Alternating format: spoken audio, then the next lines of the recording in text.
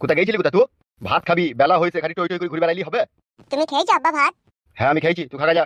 বেশ ঠিক আছে আব্বা। আর দাদা একটা কথা শুন, বলো আব্বা, কি বলবে?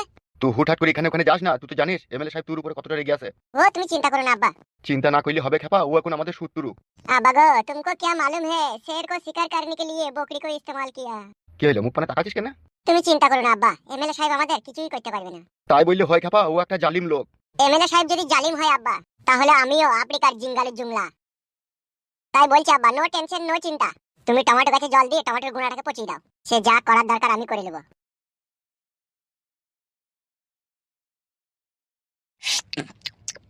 কোথা গিয়েছিলাম কোথা আব্বা, মানতে হয় না? তোর মা কোথাবে?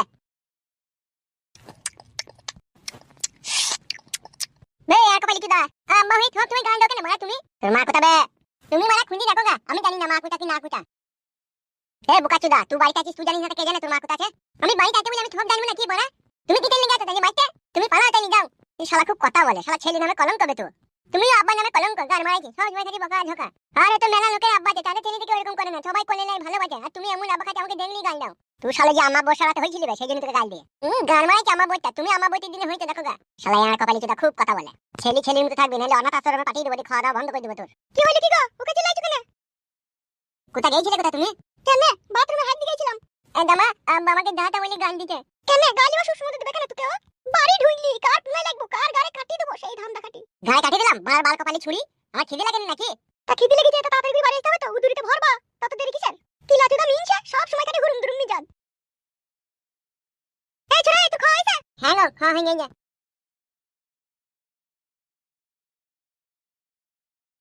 এ কই রে চেঁচুকু? ইমনটা জানো? একবার এখানে আয়, শুনগা। দেখতে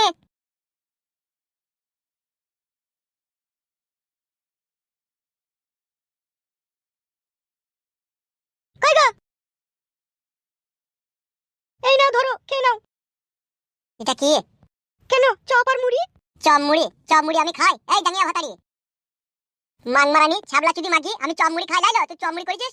বাবাই তো বললো আজ সব করে চপ মুড়ি খেতে ইচ্ছা হচ্ছে বৌমা, তাহলে চপ মুড়ি করো, সেই জন্য করলাম। তা বাবাকে চপ মুড়িটা খাওয়া, আমাকে কি গান মারাই খাই দিয়েছিস? আমি কি চপ মুড়ি খাই?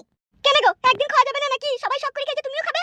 শখ? শখের গোষ্ঠীর লাতার মারি, শখ করে জীবনে কত কি করলাম, একটাও টিকলো না। আর এই চপ মুড়ি খাবো শখ করে? শখ করে আমাকে বিষ খাইয়ে দেখিনি, তাইলেও জীবনে একটু শান্তি পেতাম বাড়া। আসলে সত্যি কথাটা কি জানো তো, ওই ঢেমনি গুণাদের কথা তুমি এখনো পর্যন্ত মন থেকে মুছতে পারোনি। সেই কথাতে বলে যাকে দেখতে না পারি তার চলন ভারী। আমি কি জানি না আমাকে তো তোমার মন থেকে পছন্দ লয়, সেই জন্যই তো আমার খাবার কিছু ভালো লাগে না। আজকে যদি এমএলএর বউ এই চপটার মুড়িটা তোকে দিত,